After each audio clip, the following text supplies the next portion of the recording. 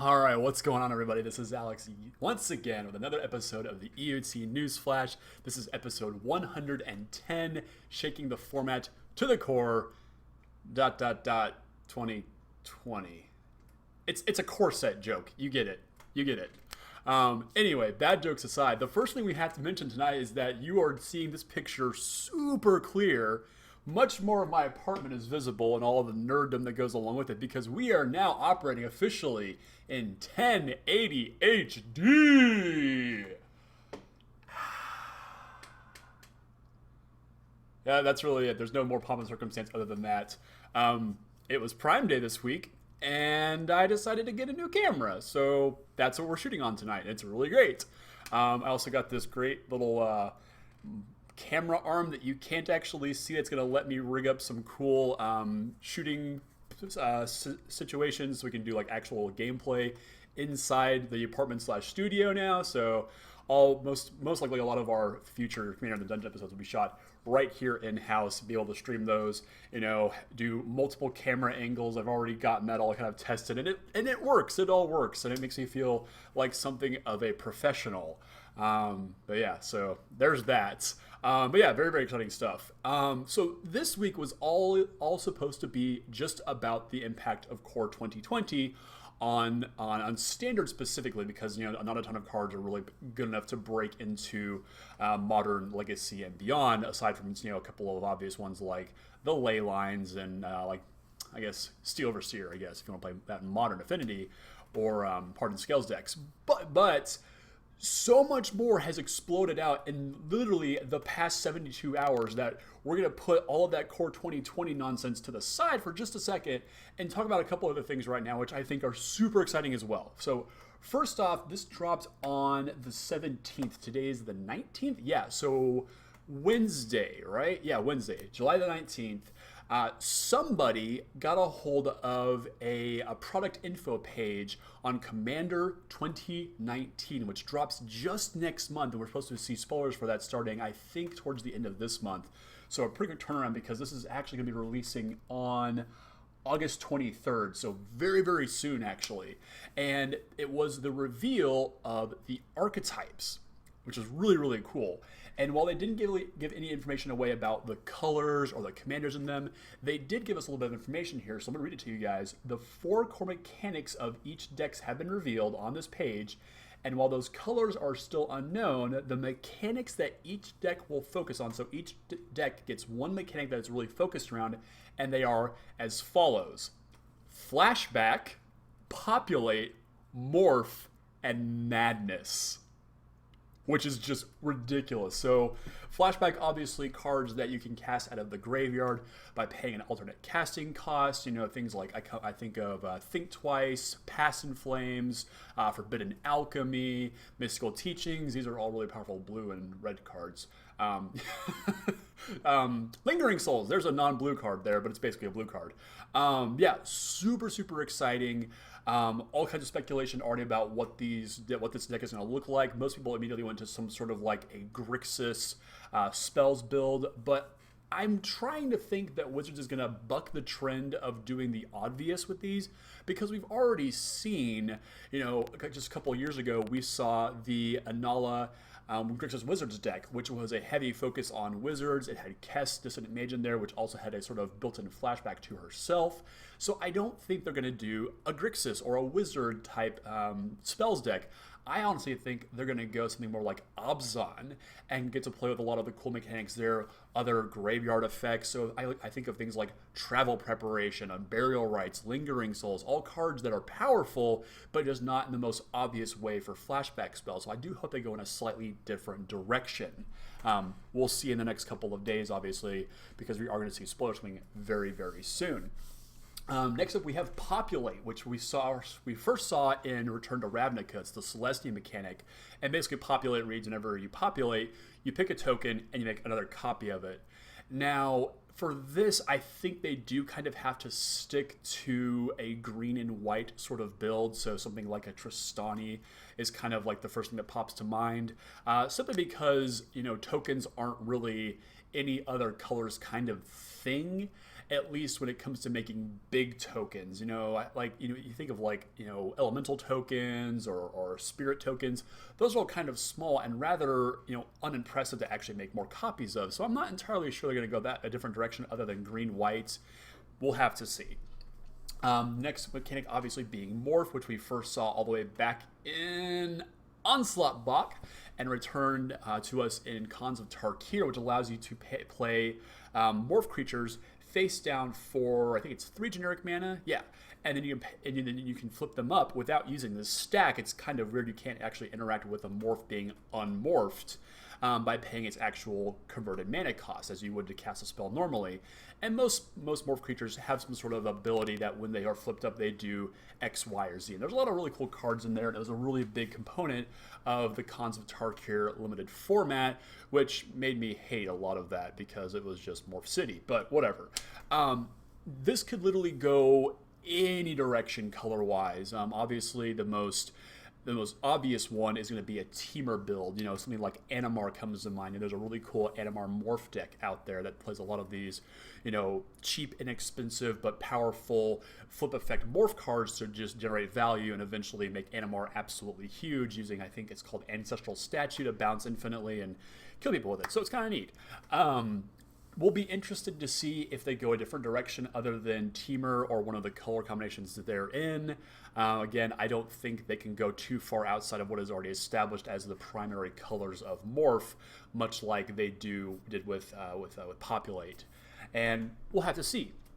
And our last mechanic is Madness. And now Madness reads, if you would discard this card, you can pay its alternate casting cost, usually something significantly cheaper. So you'll have like a 5 mana 4/4 all of a sudden cast for 2 mana if you discard it. So it's a pretty cool mechanic. We saw it primarily in black and red when we first saw this back in Torment? Yeah, Torment. And we did see it come back in Shadows of Innistrad block. It's a relatively underwhelming mechanic. I can't think of too many creatures that actually were powerful because of their Madness ability. But we'll definitely have to see. There's plenty of cards that do take advantage of Madness. Basking Rootwalla comes to mind. Not Basking Rootwalla, but the other one.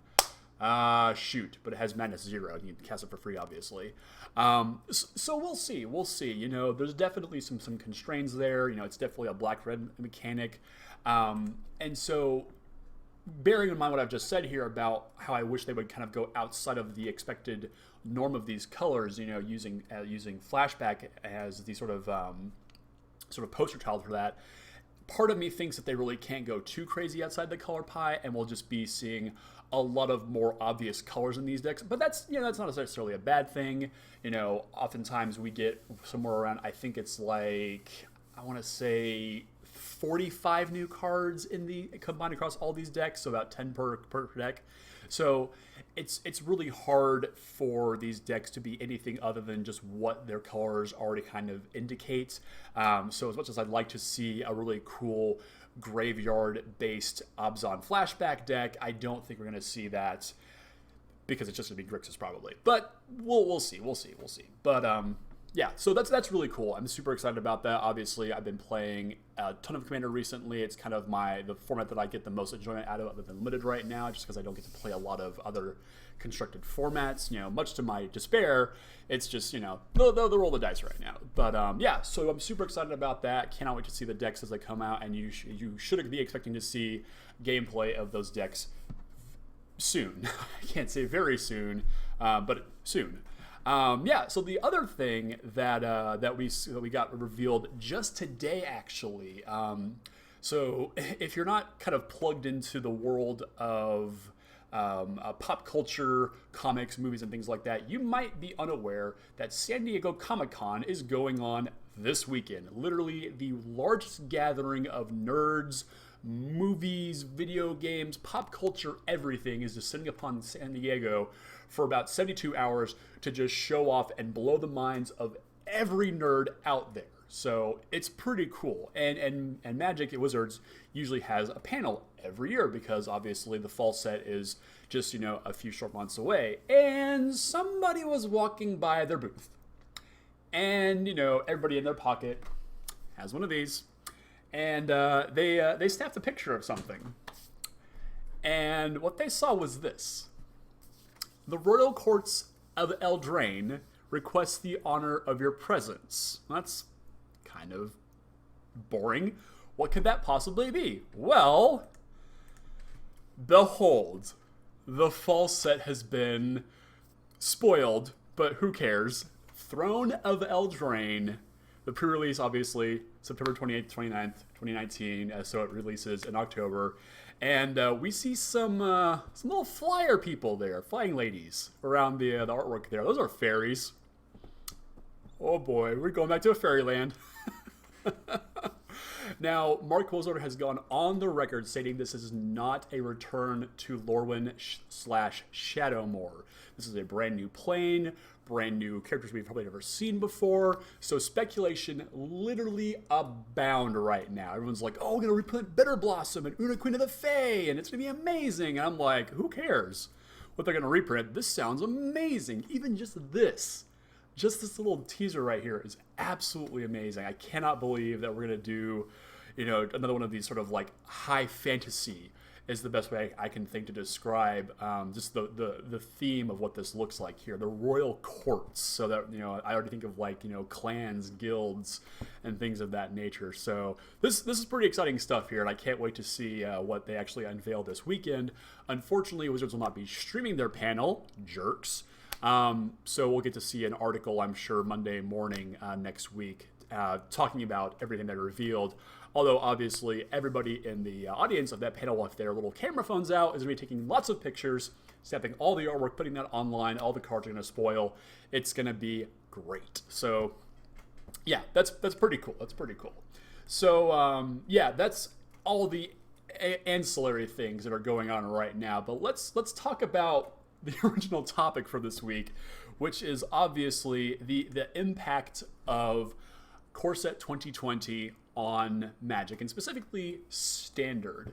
When I was looking at the set and going through the set list and really diving in during the set review, there's obviously a lot of powerful cards in this set, but the big thing is that it's very rare to see Corset cards, at least recently, really come in and make a significant impact on the format, at least in mass quantities.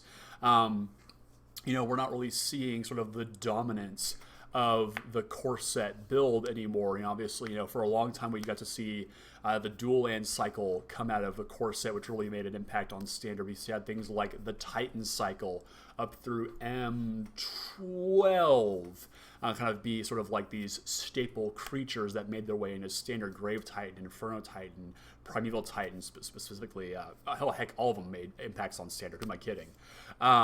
Things like Mana Leak were sort of, staples in that format. Doomblade, Preordained, Ponder, Corsets were really sort of the building blocks for a lot of Magic, but in more recent times, we've seen the obvious shift away from that, and the actual sort of the spring and fall sets really sort of making up what the core of Magic, at least from a Standard perspective, really looks like. So that aside, want to dive into the cards here and really look at what's actually kind of coming out of the set and making an impact here. So in first place, in the hands of the lovely Aaron Barrich, we have Mono Red Aggro from last week's Star City Open in Worcester, I believe. Yes.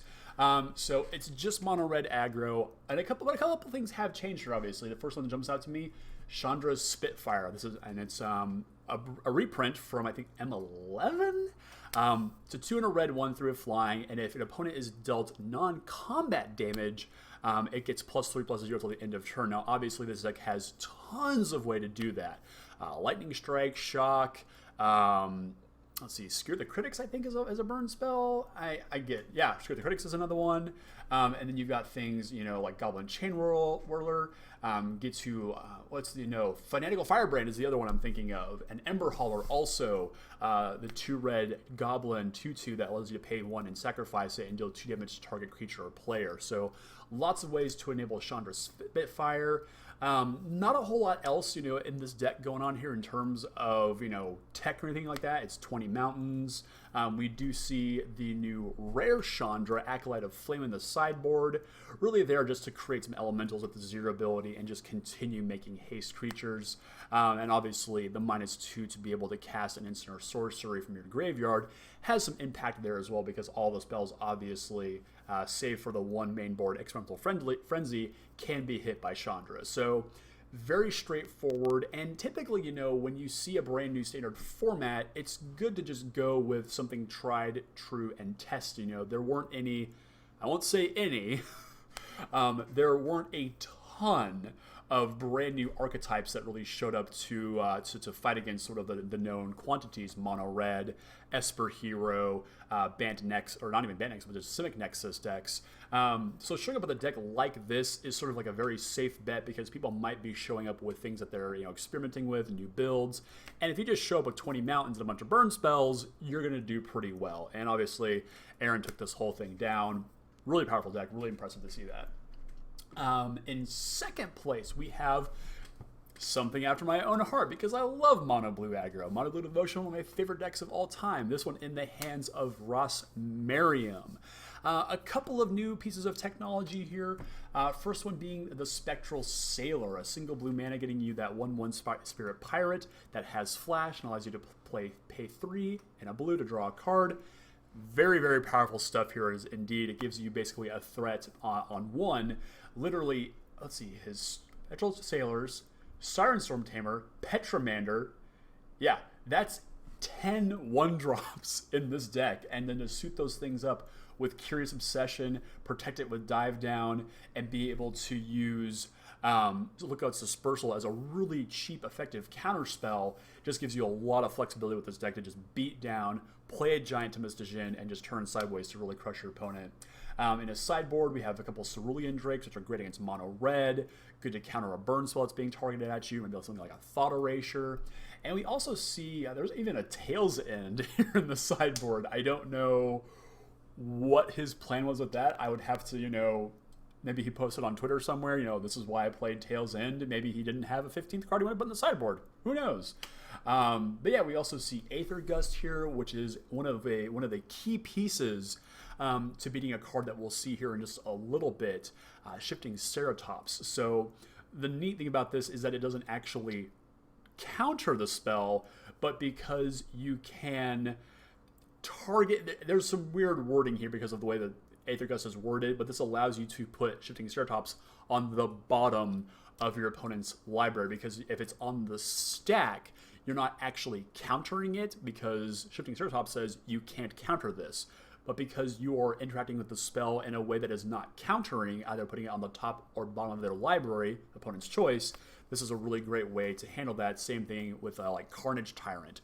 Great way to stop those. So very cool piece of tech there, and probably something he used to great success in this tournament. Obviously, second place, 20 islands. Hey, there's even an unsummon in there. So yeah, very straightforward deck. Cool to see a good low to the ground deck like this do well. But let's get to something else that's probably can only exist because of M20. And that's Temur Elementals. This is one of the, I would say this is one of 3 decks that really broke out. And, well, I'm going to, with a caveat, with an asterisk, I'm going to say that this is the only deck that became a thing thanks to M20. And obviously, it's on the back of a ton of elementals here. So we look at the main board, we see Cavalier of Thorns, Creeping Trailblazer, Leafkin Druid, Overgrown Elemental, Risen Reef, and Omnath Locust of the Royal, all cards from M20. The only thing that's not is the Living Twister here. And it's just that wacky War of the Spark elemental that lets you discard lands to it. It's more cool stuff here. But it's so neat to see literally, 93% of this creature base be cards from M20, and they all do something really awesome. So Omnath, obviously, a huge threat as you play more lands. Risen Reef, just like an absolute value engine as you get more elementals in play, and you like get the top card of your library off and play it as if it's a land, or get more elementals in your hand. Overgrowth Elemental just gets massively huge. gains you some life, puts counters on other things, even Leaf Kindred, which is underwhelming at best. It's a 2-drop mana dork, but it's still an elemental and still it does a thing. And maybe to see Acolyte of Flame again and Chandra Awakened Inferno in the main board as well. There's a ton of stuff going on here, and obviously we have to look to the mana base as well, because we do see a couple of Temple of Mysteries, obviously being the land cycle from M20, which they're not as exciting as they were when Theros first printed them. And that's really because we had, at eventually all 10 of them to work with. And if we get to see all the other 5 remaining at some point in the near future, great. But, it is cool to see these coming into the format as well. Maybe not in mass quantities right now, but still pretty cool to see. So, and in the sideboard, they're shifting Ceratops again, a great play against mono blue, against control decks. More Aether Gusts there. We've got Flame Sweep, a great little way to do some cheap board wiping against lower the ground aggressive decks. And of course, we have Fry, which is a great tool to fight against Teferi, obviously. So it is really cool to see this deck sort of break out. Completely brand new archetype. I saw a lot of different builds of this that had, no Chandras, no removal, basically just a pile of creatures that they hope would actually get there. And while, this is the one that placed the highest, I believe, in the Open, there were a good number of them that actually did some good work in the Classic that same weekend. So really cool deck here. I don't know if this is going to be a consistent player moving forward. The commentary kind of said, that this is, sort of the spotlight is on this deck because it's full of so many new cards. And it's going to really need to start putting up some numbers to actually be a contender moving forward when you are fighting against things like Mono Blue, Mono Red, Esper Hero, and Simic Nexus, which this deck has just a horrible time playing against. And it really just comes down to the matchups during the day that allowed Chris Johnson here to get so far. But still, awesome deck, and very cool to see something brand new with so many new cards. Our next deck is Orzhov Vampires. And now I was tempted to say that this is something that couldn't exist without M20, and that just really isn't true. This feels a lot like a mono white deck that's just splashing for some black cards. It's you've got Champion of Dusk, Knight of the Ebon Legion. Okay, there's a bunch of black cards in here. So, but really the card that brings this deck together is Sorin Imperious Bloodlord, which allows you, a 3-drop Planeswalker of this caliber in a tribal deck, no less. Something that I wouldn't really think that would be all that powerful here is just putting up crazy results. With Sorin being able to make your creatures bigger, get some lifelink out of it, have a lightning helix off of it as well. Even the -3 ability to be able to put something like Champion of Dusk directly into play, or Vona, Butcher of Magan, that massive 4/4 Vigilance lifelinker to just take over a game is really powerful. And be able to back that up with like Legion's Landing, and the rest of your curve is so low to the ground, this deck gets out of the gate very, very quickly and just beats down super fast. And I do like the fact that there are no Temple of Silences in this deck's main board, because it doesn't want a single tapped land at any point in the game. Super great deck building here, very streamlined. It's cool to see Gideon Blackblade here, a Johnny Adversary of Tyrants. Very, very cool stuff here. Obviously it's got some good tools to fight control decks on the sideboard. We see Duress. Let's see what's Noxious Grasp here as well. Great way again to fight Teferi. Super good stuff here. Even D-Spark goes a long way to do that as well. And Takali Honor Guard, I'm going to say it's an honorary vampire here. Keeping all creatures entering the battlefield coming to play tapped, because a lot of these creatures are relatively small. So it's a good foil to get past sort of those lower to the ground aggro decks. So this is a really cool deck, and one that I do expect to continue to see do well. Maybe the numbers don't change a whole lot here, but Sorin just being as powerful as he is, I don't think a deck like this is just a flash in the pan, and I expect to see this at tournament tables quite often. Next up, we've got Boros Feather. Now, Boros, or Feather here, obviously, Feather the Redeemed, the breakout commander Boros General from War of the Spark that lets you play all kinds of instants and pump spells that target Feather or any creature actually that you control to be able to effectively draw them back into your hand at the end step.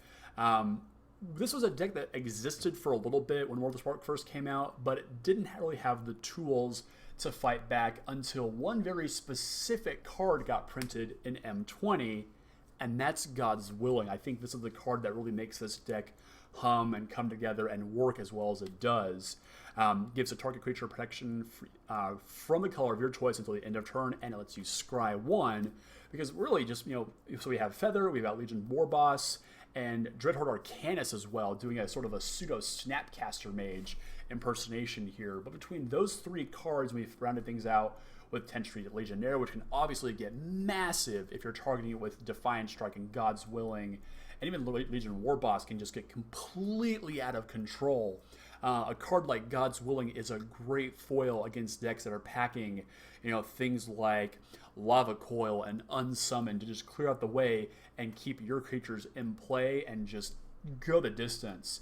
There was definitely a lot of talk during the coverage that said, he must have missed a lot of really bad matchups for him, specifically being Simic Nexus, because I don't think this deck has a prayer against those decks. So, this feels like very much like a matchup dependent deck.